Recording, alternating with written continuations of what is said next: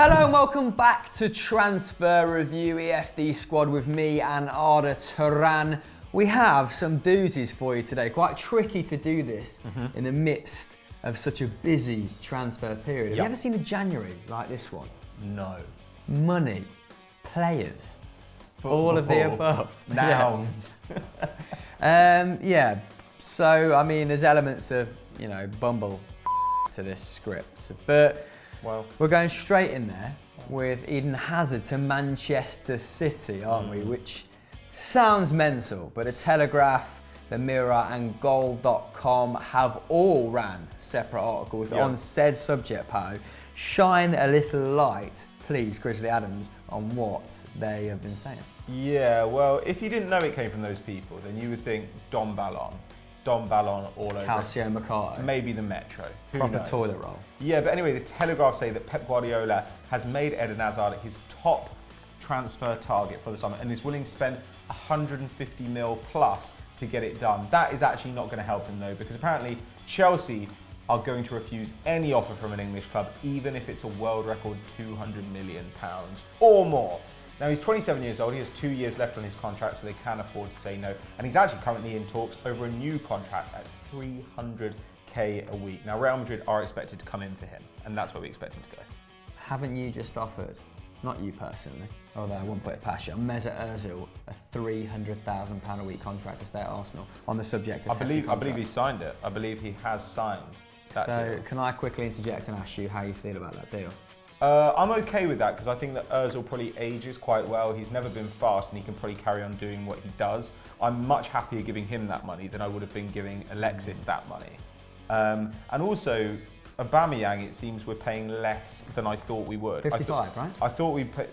What? I think you're paying 55 million for him, aren't you? Oh no, I meant like his wages. Oh, It's okay. like 55k a week. That's fucking amazing. Loftus cheap money. Like I think we're paying about 180, and I thought we'd be paying Okay. north of 200. So I'm okay with it. I mean, as for Eden Hazard, like 27-year-old, it's maybe his last big contract. You'd expect him to be asking for around 300k because on his day he is maybe the best player in the Premier League, at least one of the top 2 or 3. Sorry, mate, I digressed. No, that was interesting. I'd rather talk about Arsenal than this racist club. But anyway, as I was saying about Eden Hazard, it looks like Real Madrid are going to come in for him, and that's broadly where everyone expects him to go if he does leave Stamford Bridge.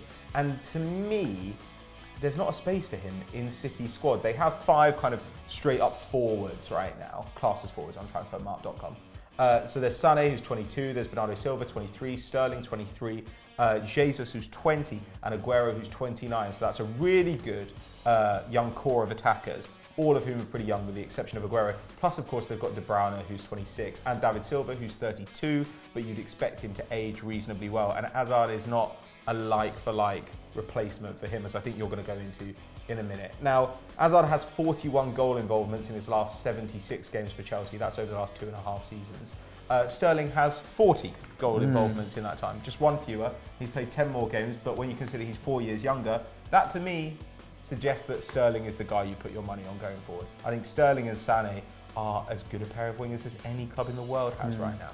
Yeah, and even if they don't quite hit the same heights or same consistency as someone like Eden Hazard, is he £200 million better than either of those wingers? Would that signing make a significant difference points-wise at the business end of the season? I don't think so. You look at their midfield, right? Yeah, I think that £200 million is better spent elsewhere, if maybe not at all. I think what Pep Guardiola has done... Whoa, not spending money. He spent a lot of money, but he spent well on players that are young and are hopefully going to be at the club for a long time to come. And they needed to overhaul their squad, didn't they? They had a lot of ageing players towards the end of Pellegrini's role at the club, his time at the club. Mancini bought old at times as well, didn't he? So it was likely to happen whoever came in. It's just getting more pressed because it's Pep Guardiola. Yeah, not all spending is good spending. As anyone who's seen Joe's new wardrobe could tell you. Hype beast. But anyway, let's compare Hazard's stats to the aforementioned players at Manchester City. Chances created per 90, Hazard 2.8, Sané 2.1, which is really impressive. This is only his second season, guys. He is insane. And Sterling 1.8, who's taken up a little bit more of a decisive role There's no barometer for arriving late in the box, but he's doing that really well, isn't he, this season? He's getting himself into good positions, which I don't think he's getting a lot of credit for, probably as a consequence of his iffy finishing, Raheem Sterling. Not the most convincing, is he, at times? Not the most emphatic. Dribbles-wise, Hazard 6.4 per 90. I think the only other player in Europe who's going to top that is someone like Neymar in Liga, who's completing 9.1, and Adama Traore, who completes 25 per 90 in the Championship. When is he going to step up? Probably never. Yeah, Sané's on 3.1 and Sterling 2.2, so doing less in terms of beating a man than Hazard combined, but not really Manchester City's modus operandi is that they don't need that individual brilliance in the same sense that Chelsea do, coming in off the wing. They've been heavily reliant on Hazard, haven't they, for that kind of spark, especially in Diego Costa's absence and Alvaro Morata's back injury. More of a combined effort at Manchester City, isn't it? And I think that shows. I think Sané's maybe got 23 goal contributions in 33 games. Something insane. Which is mad. Frequency of goal involvements, Hazard every 134 minutes, and this relates to what I was saying before. Sané every 92, Sterling every 93. Now they're benefiting there from City having a better attack, right? Yeah, of course, and that is probably goes some way to substantiate what I said about Eden Hazard sort of being essential to Chelsea at this moment in time in terms of securing them the points. Now, the chief virtue of this, I suppose, would be weakening Chelsea, which would also be the case if Manchester City just let this one go and let him go to Real Madrid, someone else who he's been perpetually linked with. Chelsea's reaction to this has been pretty strong. Like you said, they're offering him a big old contract, which he's likely to accept, is to our understanding. And City's subsequent reaction has been to go after Riyad Mahez of Leicester City. I believe they put in a bid in the region of £60 million, which is a pretty fair price for Riyad Mahez. 25, 26. That's quite a generous price. But Leicester are holding out for 90 apparently. I appreciate the sheer of that. Why not? Because mid-season, they're probably going to struggle to get a player of that calibre in at the club for the foreseeable future. Now they're battling out in Europa League places.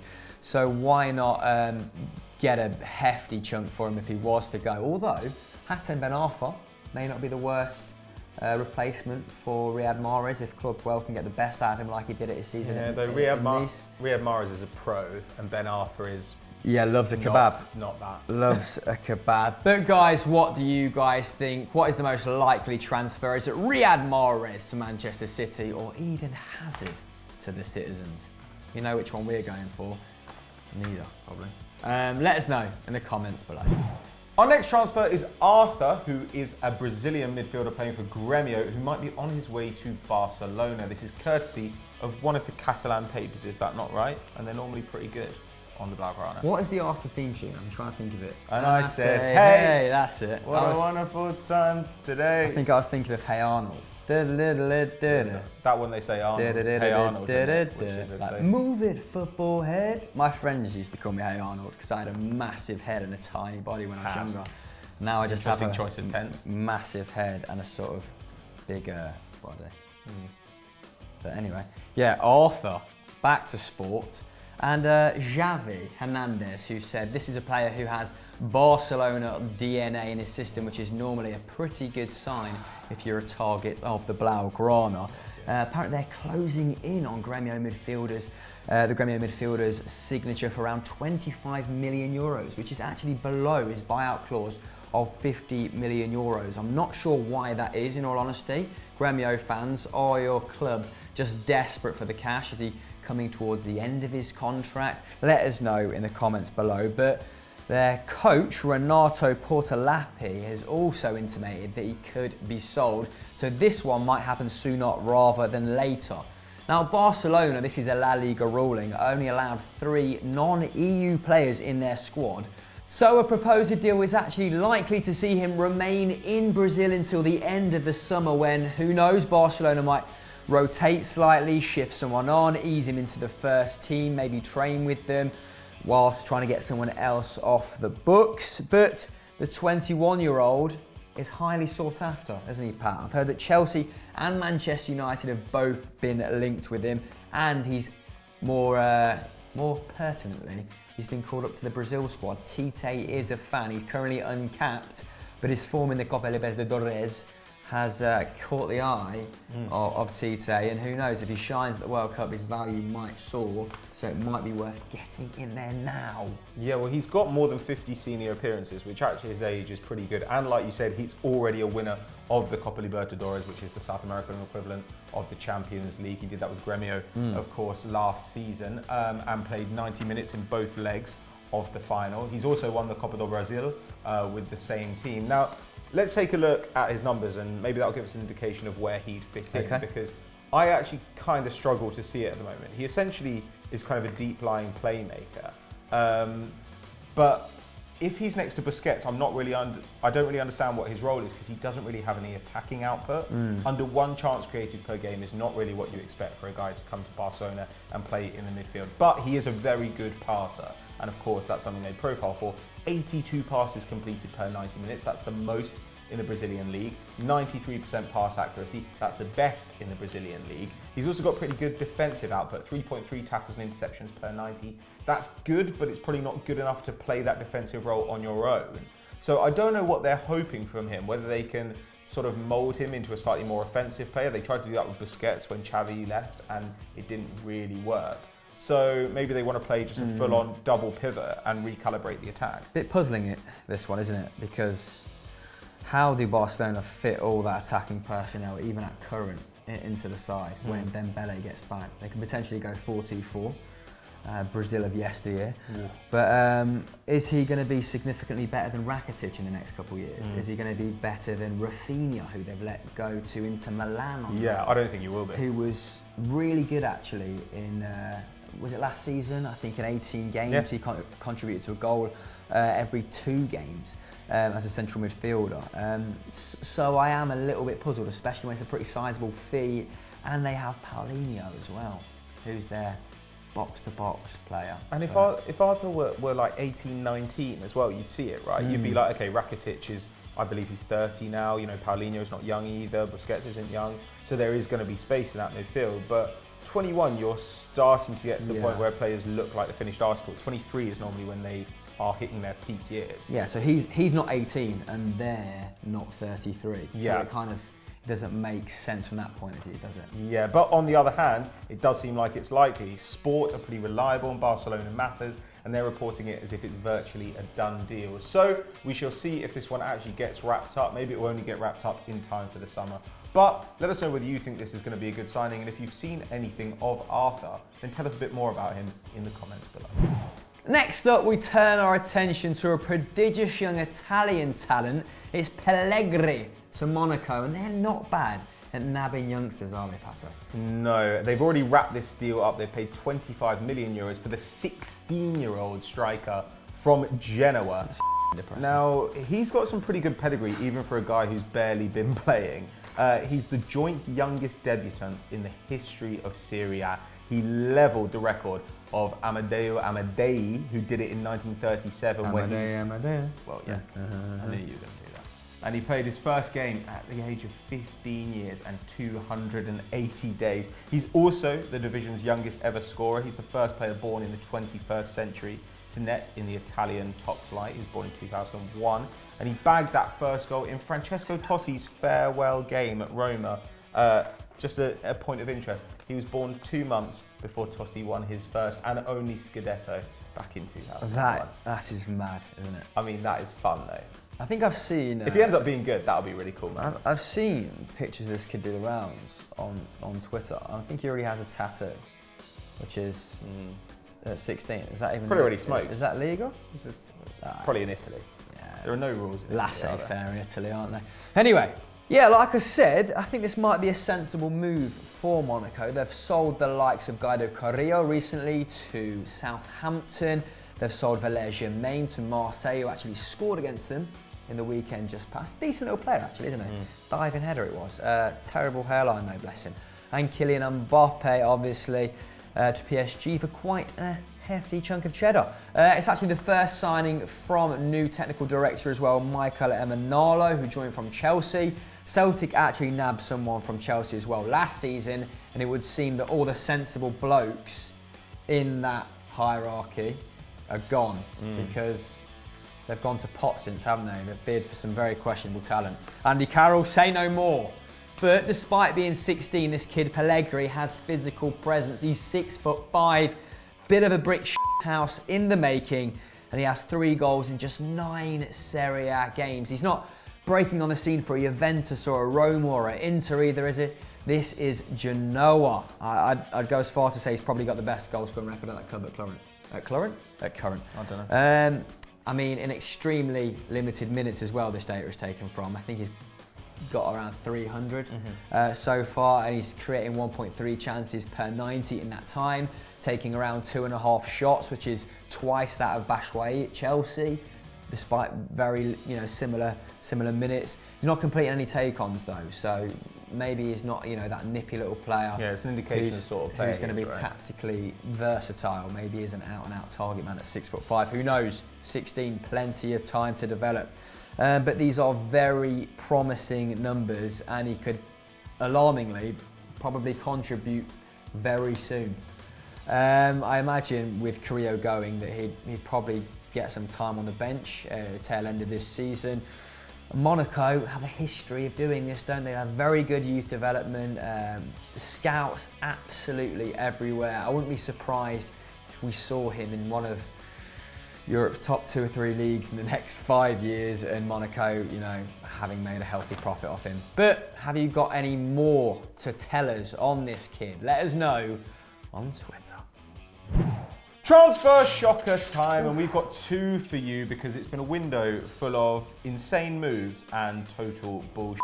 Now this one falls somewhere between the 2, doesn't it? The one you're going to talk about. This one is pure Okay. And Swansea just want you back. I just want you back. I feel like pure Anyway, yes, the Telegraph have reported that the Swans want to bring back Ayew for a club record £18 million, having sold him to West Ham last season for £20 million. Now, in 900 minutes this season, Pato, he has 2 assists and 3 goals. I think he's actually started around 15 times for the Swans as well. And he's 28. So, I mean, this is a little bit in between, isn't it? It's not quite a long-term fix, nor is it a short-term fix. Will he just be in a West Ham, Swansea-related limbo forever? I'm not sure. But Carvajal, what an impressive start to the season he's had. Taken some decent results off top sides, hasn't he? Has 3 victories in his first 5 games. Will he keep them up? Let us know in the comments below. But that's all I have to say on that move, because it is absolutely dreadful, uninspired, insipid. They've let Roque Mesa go. I think Roque Mesa was probably the best central midfielder at that club. Definitely. Apart from maybe Key. And yeah, who's also not signed a new contract. I might be going back to Celtic. I shouldn't have said Key because I knew you were going to talk about Celtic. Come on, Key, come home. He was on all of our kit releases just because we sold bare shirts in Korea when we had it. And because he was probably your best player, wasn't he rarely played apart from European games. He's so good. He could kill a mule with his shot. It's very... Provided that mule was standing by the corner flag. Minimal backlift, yeah. I've got a much worse player coming up, David Klaassen. Apparently Napoli decided come on, we liked him last season. Yeah, but he has barely played this season. He's made 4 Premier League appearances. He can't display Sigurdsson, Rooney, Schneiderlin, who apparently Everton have been desperate to offload. According to the Daily Mail, Napoli were trying to get him. This is a 24-year-old who cost 24 million just last summer, and already he's on his way out. But of all the clubs he could potentially go to, the one that has maybe the best balanced and complete midfield in Europe is utterly beyond me, with the exception of maybe Real Madrid. Like, their midfield is so good. Hamšík, Zielinski, Rog, Diawara, Alan, and Jorginho.